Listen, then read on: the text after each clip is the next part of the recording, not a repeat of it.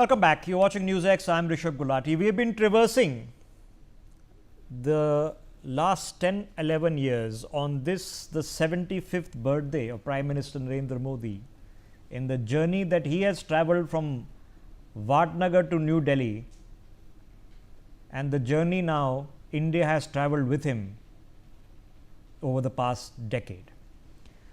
Now we discussed the overall macro picture. Here is an important one, and the reason it's so important is because many people watching these English language telecasts that we are doing, not all of you are directly going to be interested in the schemes, because you're not necessarily looking at getting the free house or the free toilet, and you know it's a very statistical thing. But think about it, what if you did not have a toilet at home? You can't conceive it. That summation in your mind for many of you cannot register that my house would not have a toilet, which means if I wanted to go to the bathroom, I have to think about it. I have to plan it. Just imagine that for a second. That tens of millions of people in this country wanting to go to the bathroom had to think about it and plan for it. Find a location or a field or a railway track. That's how we were living. Vast majority of the country. So let's discuss these schemes that have changed India from the ground up. That within the next few years, very much in the lifetime of me and my guests, fingers crossed, we are going to see saturation. It's done. This one has been the biggest, most high profile one. It's called the PM Garib Kalyan Yojana. Okay, this is the free food grains per month. 81 crore people, that's almost 70% of the population, get free food grains. It's the core thing. It's not rocket science. You need food, you need water, and you need a roof over your head. Okay, it's not economic rocket science. No PhDs required here, no Nobel prizes required here to figure this out. Solve this problem. Can India in the macro version solve this problem? Yes, we had the money. We had the food grains. Were we being able to solve it? The answer is no. So you want to give the money to your farmers at an MSP. You are gathering the food grains. Instead of leaving them to rot, just give them away. It seems so logical that instead of letting it solidify, just distribute it for free, and we couldn't figure it out for so many decades. It's now being done. This has become routine now. The extensions have become routine, and this has been going on for the better part of 3 years. Now, here is the other big ticket one. Health. Aarogya Yojana.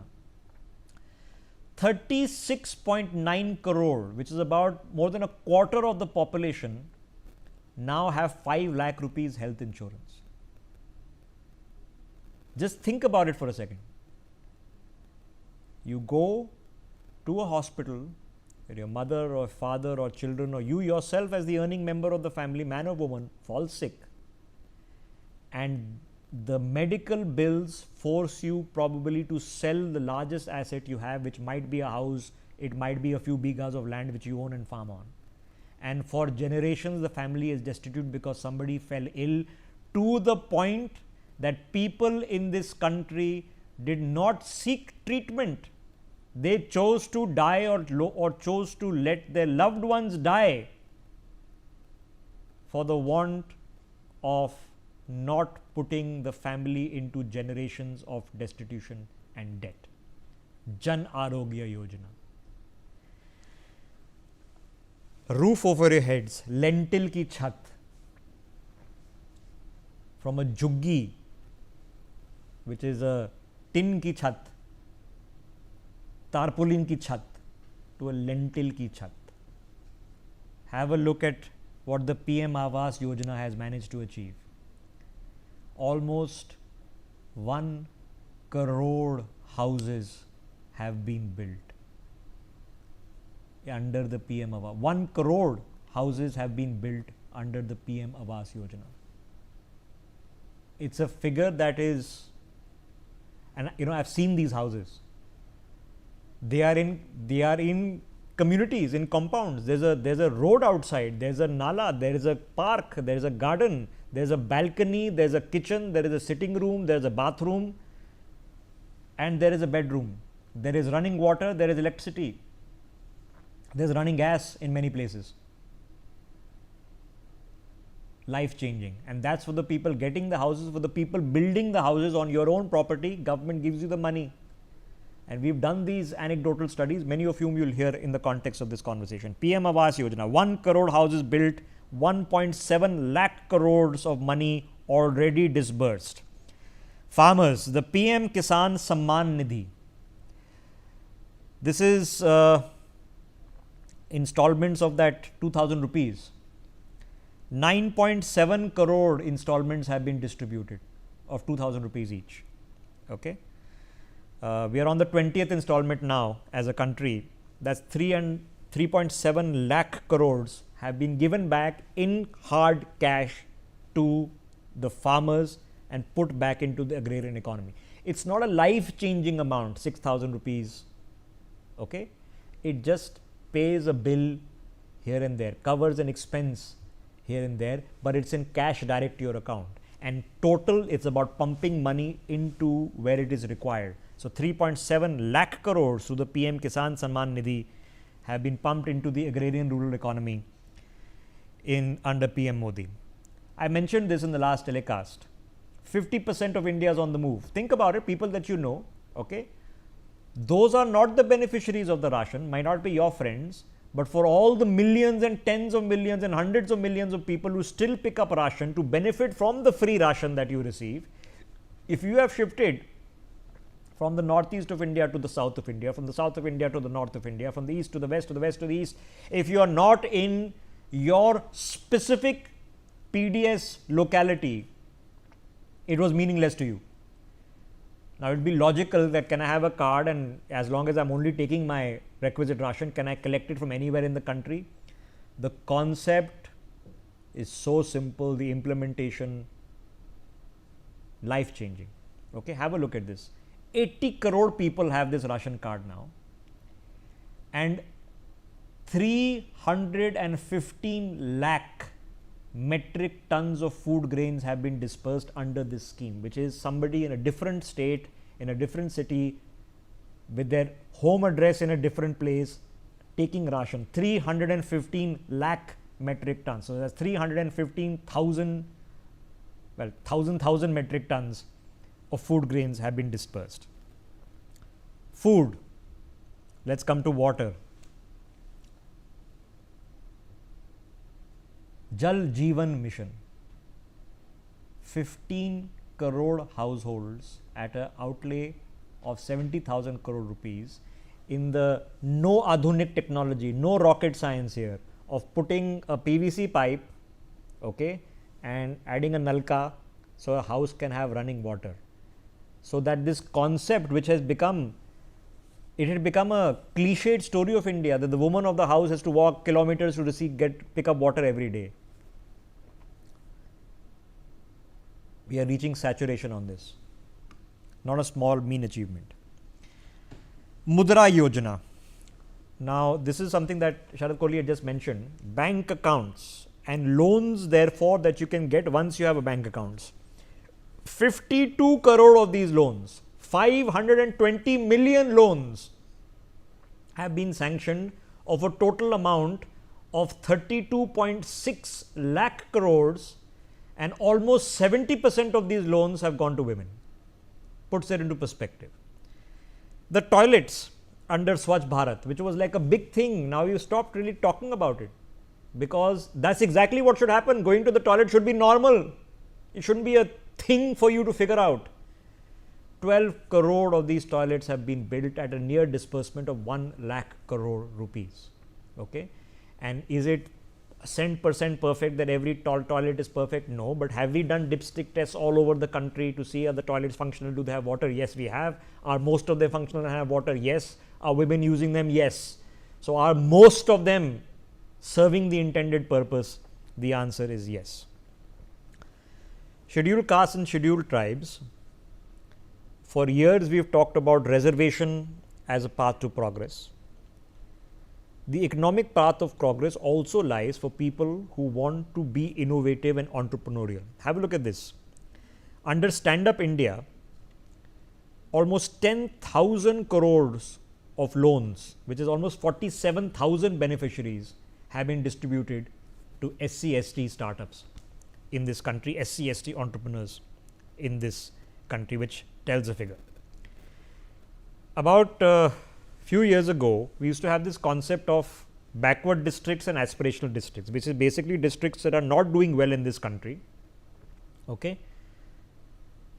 We have seen 112 aspirational districts rise in this country. 112 districts which have gone from extreme backward, which are now called aspirational districts, which have moved up the ladder, which means that district itself is moving up the ladder and has moved on. And the last point before I go back to my guess, for the people, ladies and gentlemen, we are at points of saturation on bank accounts.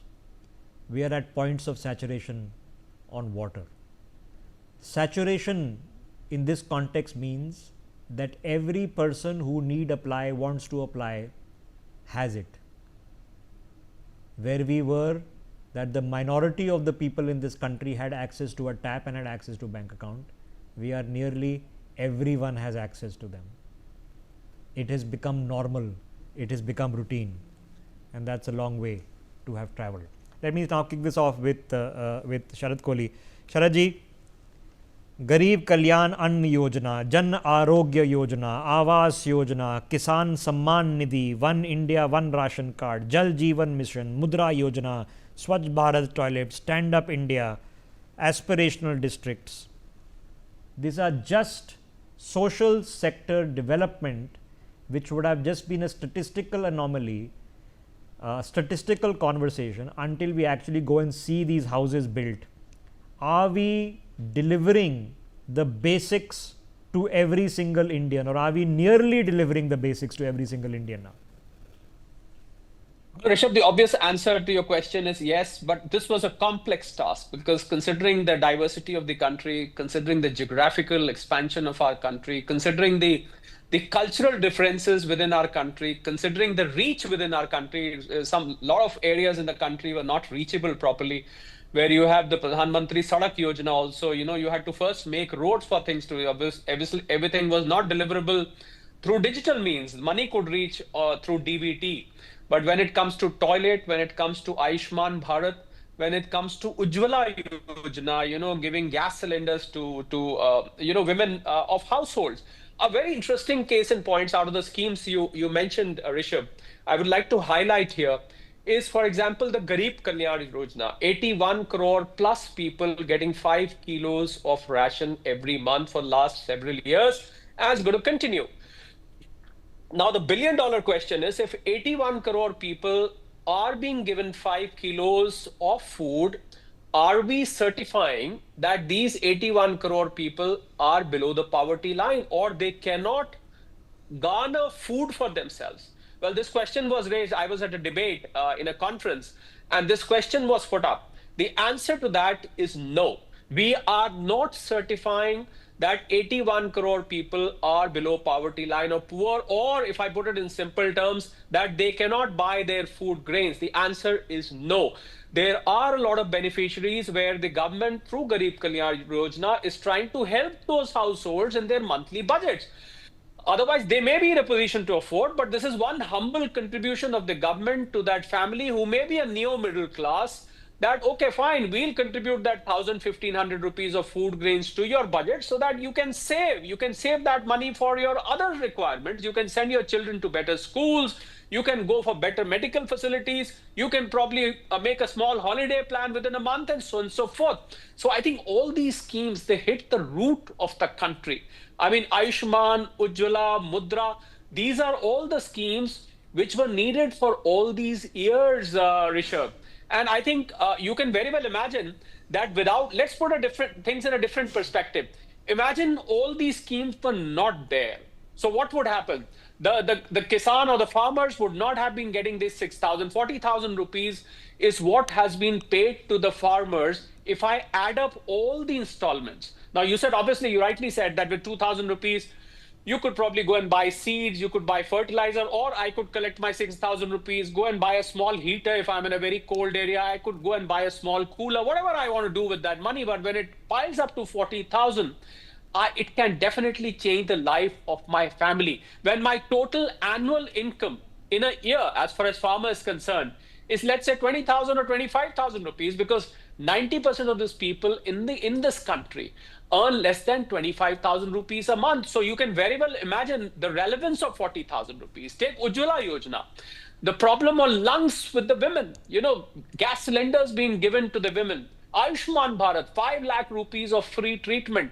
I think these were the things, the best way to understand them, Rishabh, is to imagine a situation when they were not there. No houses, no Jal Jeevan, no direct water flowing from the tap, no electricity coming to your place, no gas cylinder, no roof on your head. You can imagine where this country was. I think the easiest way to understand the perspective is to understand that these schemes were not there, then what would have been the condition of our country for 67 long years, Rishabh? Jaijeet, it's just about that this is what should have been normal is becoming normalized.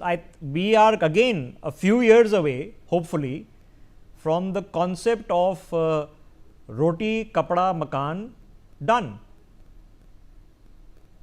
Absolutely. So, I wouldn't want to make it look very simple. Yes, the solution was simple. And yet from 1947 to 2014, we could not or did not solve that problem. Now, just as I mentioned a little while ago in terms of the fact that the economic growth happened on the back of ensuring that no one is left behind, that Antodaya is the focus, and therefore the safety net for the vulnerable sections are there. Now look at the other side of it. The interventions in the social sector led to tremendous amount of economic growth. There was housing being made for an equivalent of the entire population of Sweden. Imagine, and every single person in Sweden is given a new house, and that's what India achieved. Every single person in Russia being given a new toilet, that's what India did. And how did these toilets and houses get built? Over human labor, over bricks, cement, iron, wire, and so on and so forth. All of that led to industries growing, to more employment coming in, and therefore it was a positive cycle of growth that was initiated.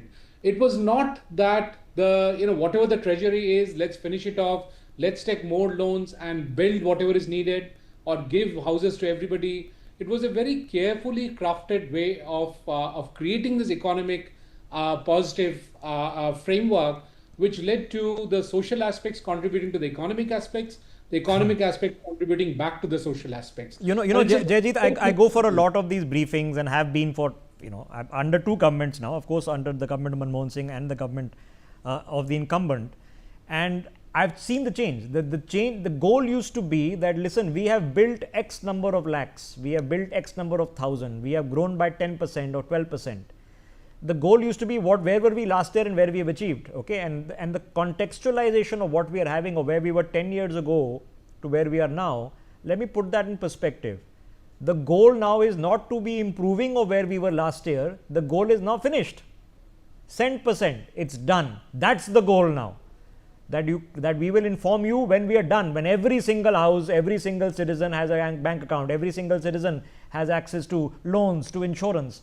That's not a small deal, Jaijeet. That's to say that we have gone from incremental growth to actually we can say that some things have actually been achieved. It's done. Absolutely, and it's a very complex thing to do, is all I'm trying to say. It's very, very complex to do it in such a smooth manner without putting fiscal indiscipline, without having a large amount of loan being put up, which then goes to our children for them to pay, which is what happened with all the countries around India. We did it in a fiscally responsible manner, and I think that's the genius of what this government did. We achieved all of this. The government said it's done, toilets done, housing done, insurance to everybody done, but not at the cost of India going back to 1991, where we were at the mercy of all other nations, where our accounts were empty. We didn't do that. We are one of the most strongest in terms of the fiscal status of our nation, or even the macroeconomic status of our nation. Sharad Kohli, I'm going to the point was that you have to unleash India. Government has to get out of the way, provide the basics, and then we have to build the economy. The rest of us have to build this. This demographic dividend only makes sense if you are not running around trying to find water and food for yourself. Okay, what tertiary sector economy AI company will you build if you cannot feed yourself and you cannot go to the bathroom? You can't wash your hands or drink water. Think about it. So you just think that the woman who, from the point of view of having a chula where she had to go and collect twigs, lakkad, to burn that chula, then you have to go to find the water maybe a few kilometers away and bring them in a ghada, maybe a couple of times a day. Okay, that person is now at home and is now being made a Lakpati Didi. She's been given a drone. It's the impact of this in economic terms, which is the point of unleashing India. We are at that pivot point that if you cover the basics, if I provide the basics to build a healthy human being, a healthy lifestyle, can that human being then take it from there and build my economy for me, Sharad Kohli? Absolutely, because you find time to devote on yourself. You're not struggling for your basics of life. You're not struggling for toilet. You're not struggling for, you don't have a roof on your head. You're not struggling, as you rightly said, going and getting water 5 kilometers away. You're burning candle and lanterns to study. You don't have electricity and so on and so forth. A basic change which has come, I like to highlight two, which is an offshoot of what we just discussed. One is the women's participation, Rishabh, in the economic process of this country was little more than between 20 and 25% in 2014.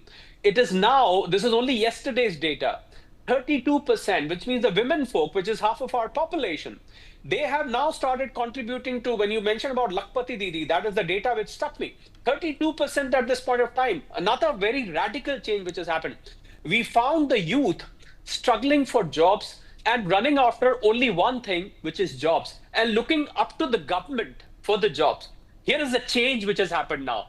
I went to a couple of institutions, big and small, in the cities and in tier 2, tier 3 cities. I found almost 70% of the aspirants, they are now looking to do something on their own. And why? Because they feel that their families are now taking care of the basics. It's not that the son is being asked to go and fetch water, or the daughter is being asked to go to the toilet 2 kilometers away, or the son has to go 5 kilometers away to get water and probably study in a lantern near a lamppost. No, because they now have the time to think. They have a mobile in hand, which is the window for the world. The digital revolution, as I said in the beginning, Rishabh, I think that has made all the difference. The youth in the rural part of the country today is not as backward as one would imagine, because he's got this window in hand, which he's got ideas there. He's trying to follow people. He's trying to replicate models. You'll be surprised. My driver's son, this is an example I would like to cite here. My driver's son, who's in class 12, coming from a village in Bihar, today is making websites for American clients. And my driver told me, sir, मेरे account में 2,500 रुपए आया, उसने किसी का website बनाया. He took testimonials. It was the power of the digital revolution, the power of the internet. But when we say developed, this is what we mean, right? You mentioned your driver. So I have a driver. My driver reaches my home at the end of the evening, parks my car, and gets into his own car. Okay. Now his car is a little bit smaller, but he has a car. Okay. His kids go to school. All right. He has a motorbike and a car in his house. All right. He lives nearby. So this is the point, that yes, there are economic opportunities, but have you got the basics sorted? Yeah, Sharad Kohli, make your point, then I want to take a quick break. Yeah, I just wanted to conclude by saying, I would like to reiterate what I said, that when you talk of the development from 2014 till now, when you look at the numbers, when you look at all the schemes which you just described on the screen, please have a look at your own little economy at home and try and recollect, press your memory hard, that in 2014, where was I, where was my family, and where I am today. I think that will tell you the real story, because after all, the difference that it makes to your life matters. Sometimes, you get lost in numbers, and they said, there's an old song, Rishabh, Sikandar ne Porus se ki thi ladai, to main kya karu. They said, what has these numbers got to do with me? It is what matters to me. So I think that is the way to look at it, that look at your own little economy. Yeah, that's one of my mother's favorite aphorisms. Okay.